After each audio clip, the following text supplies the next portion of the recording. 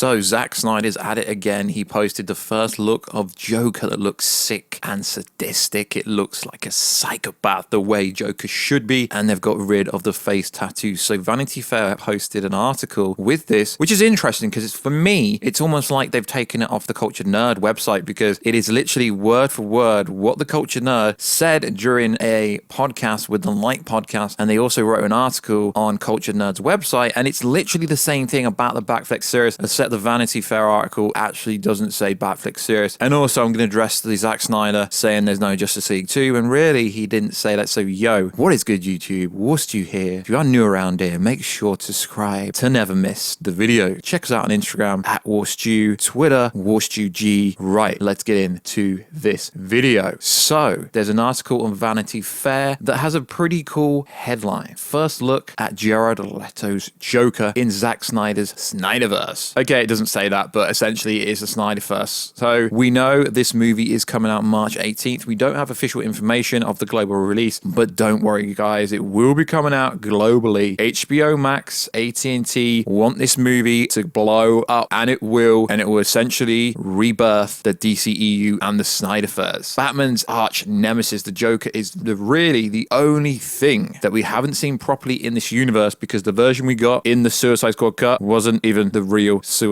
Squad, was it? No. Now, what is interesting is if you compare the two articles. So let's go ahead and compare them. So on Vanity Fair, it says this: I'd always wanted to explore the death of Robin, Snyder said, and if there was ever going to be a next movie, which of course there probably won't be, yes there will be, I wanted to do a thing where in flashbacks we learn how Robin died, how Joker killed him and burned down Wayne Manor and the whole thing. Okay, cool. And then we go over to what the Cultured Nerds website said on January the 28th. Interesting. Sources close to the Cultured Nerd has revealed the project of the Ben Affleck on HBO Max will likely consist of 8 episodes and will take place before Batman vs Superman and after Zack Snyder's Justice League. The content will include the backstory between, now this is where you've got to notice, the Joker, the death of Robin, Bruce Wayne's divorce, and decomposition of Wayne Manor. Decomposition of Wayne Manor, which is literally the same thing this article says here. Burned down the whole Wayne Manor and the whole thing. Interesting, isn't it? They've been currently scouting shooting locations looking for an actor that could portray Robin. We have been told the actor they are looking for Robin is an adult, and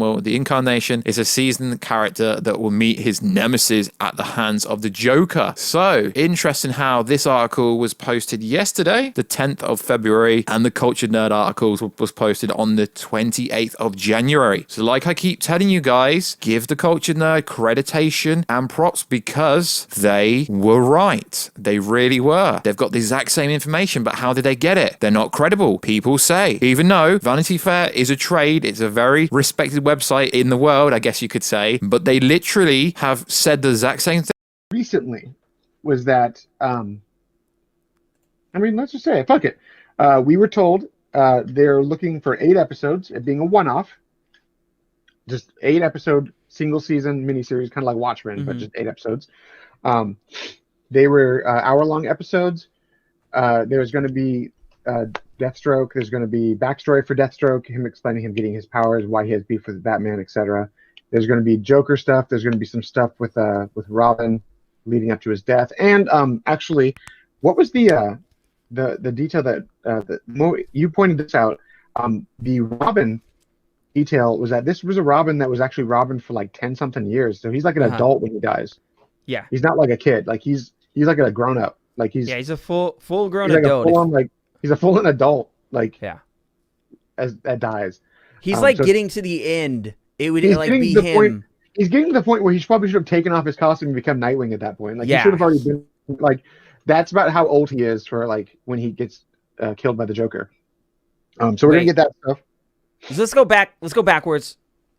There's 8 episodes. So 8 episodes. So how would you know that there's 8 episodes? Because they're planning it.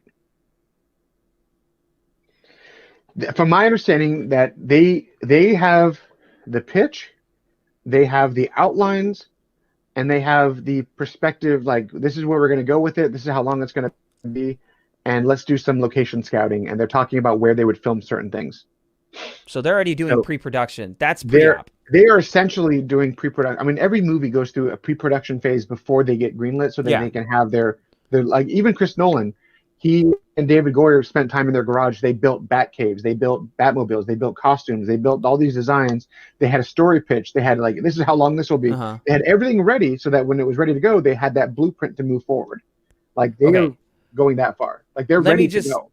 Make this clear from a production standpoint. Even though a film is in pre-op, doesn't mean the film is greenlit. I just want to preface this really quick. Greenlit means that once the production gets a shooting schedule, that means you have a budget. Budget is you need a budget to run a shooting schedule. That means you're greenlit. It means you could start shooting. That's what green lighting means. Is you're greenlit, you could start shooting. Here's your budget. You have a shooting schedule ready. You could start shooting. So right now they're just in pre-production. So like you just said right now, and I just want to go back. You said that they already found, or they're looking for the Wayne Manor. From my understanding, they are already planning an actual like on-set location for Wayne Manor and pre-burned down Wayne Manor, because that's part of the story of why he lives in the lake house and not in his fucking house, is the story behind why it's burnt to a crisp. So we're going to get a backstory into how it burns down. We're going to get a backstory into...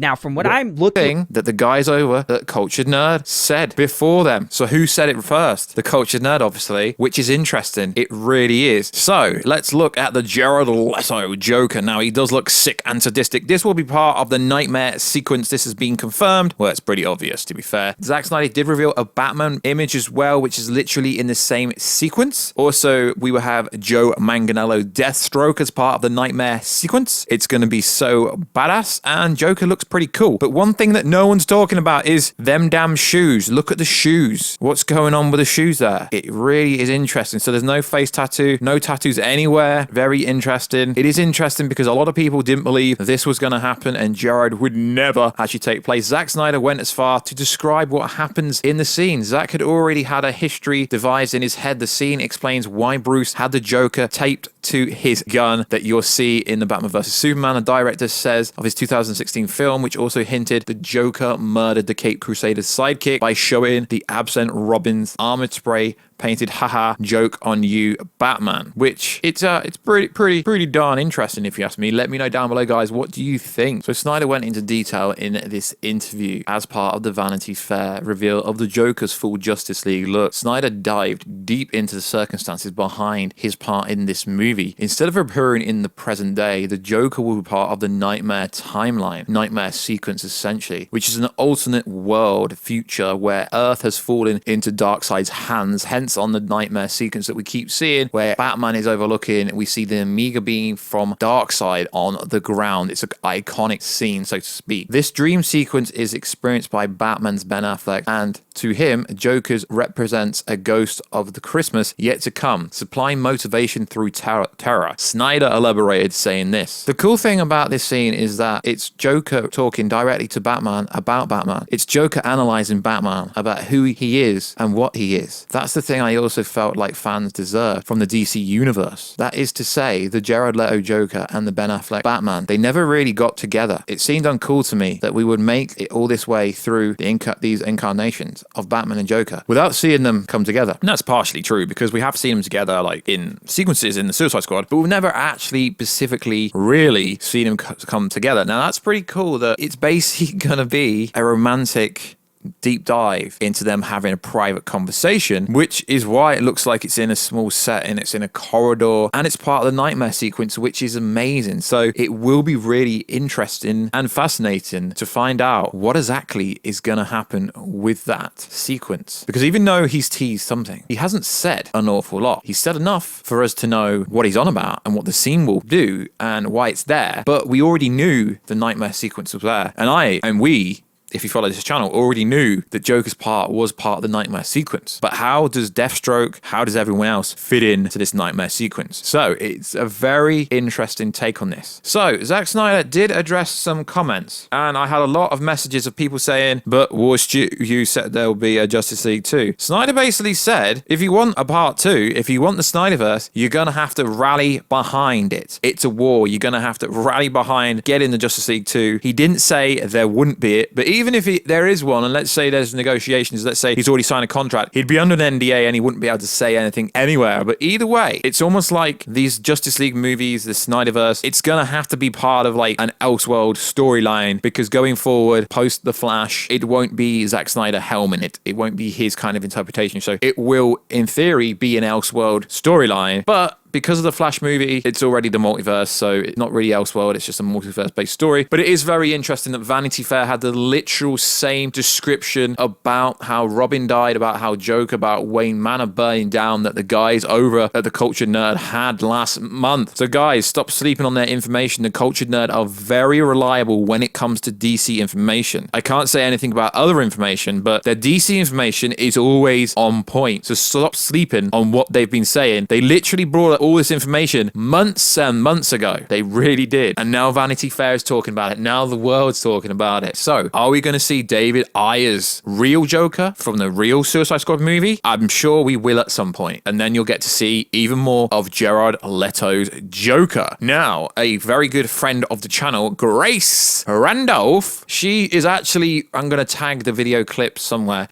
But if you really want to succeed in getting more Snyderverse, I'm telling you very clearly, the most likely path forward is Jared Leto's Joker. Remember how I told you in November 2019 that this was the time to tweet about the Snyder Cut? And sure enough, that led to it becoming greenlit by HBO Max? Well, now, based on what I know, I'm telling you that Jared Leto's Joker is where the Snyder Army needs to focus to have the most likely success going forward. It's still going to be an uphill battle. But I mean, if you guys can get the Snyder Cut to exist in the first place, imagine what other mountains you could possibly climb. Now, I can't tell you everything that I know, but I've been sworn to secrecy. But I can tell you that Leto would not only be open to coming back, but he would be eager to do so with Zack Snyder specifically. It's not like just Jared Leto wants to be Joker again. He likes being Joker with Zack. So, again, that's all I can say for now, but Jared Leto is the key. And remember, Jared Leto's on Twitter, where he tweeted, didn't retweet, he tweeted all 3 Snyder Cut posters. Some of you pointed out that he was the only one to do that. And with his recent nominations for Best Supporting Actor for The Little Things, I don't get that nomination, but it's a gift. That puts him in a really good place with Warner Brothers. Not just, being part of the Snyder Cut and being so well received there as Joker once again, but the studio just likes him overall. Jared Leto is once again a valuable asset to Warner Brothers. So what can we get out of that? Actually rallying behind the DCEU and the Snyderverse. She's essentially saying you need to get behind Jared Leto's Joker. He is the future. If you want more Snyder stuff, get behind him, rally behind him. Now, I don't agree with what Grace is saying. She basically implied that she was a integral part of the, release of Snyder Cut becoming true. I don't really agree with that point, but what she is saying is valid. I will insert a clip before I start talking about this. So thank you, Grace, for finally getting on board with the Snyderverse properly. Now, we do have a trailer coming out this Valentine's Day, which I do believe is coming this Sunday. Yes, it's coming this Sunday, which is going to be freaking fire. We've already seen the Steppenwolf scene where he's tearing apart some Amazonians, and it already looks more savage, more gripping than any Justice League movie that we've ever seen. So it's going to be fascinating. It's going to be so savage. Now you can understand why it's R-rated. And I told you guys it was R-rated way before any other YouTuber. The same with the release date being Valentine's Day, which was verified. The same as it being a 4-hour movie. But in theory, it's still episodic in a way because it was kind of done in a way for 4 parts. So you really could still watch it in 4 parts if you wanted, I presume. Zack Snyder will probably most likely reveal information about the global release when the last trailer comes out, which is this Valentine's Day, the hype trailer. He's got to start revealing the information outside of America because unless you live in America, you cannot watch this movie. Pretty sure it will be on streaming services like Amazon Prime, Roku, and Google Play Store and all this kind of stuff as well. But official information will be dropping very, very soon, most likely on Valentine's Day. The trailer will drop with a bunch of other stuff, but I'm sure Zack Snyder will keep dropping stuff on Vero every single day. So like always, guys, please like, subscribe, and comment. Check us out on Twitter, WarstuG, Instagram @Warstu, and I will catch ya in another video very soon. Catch ya later.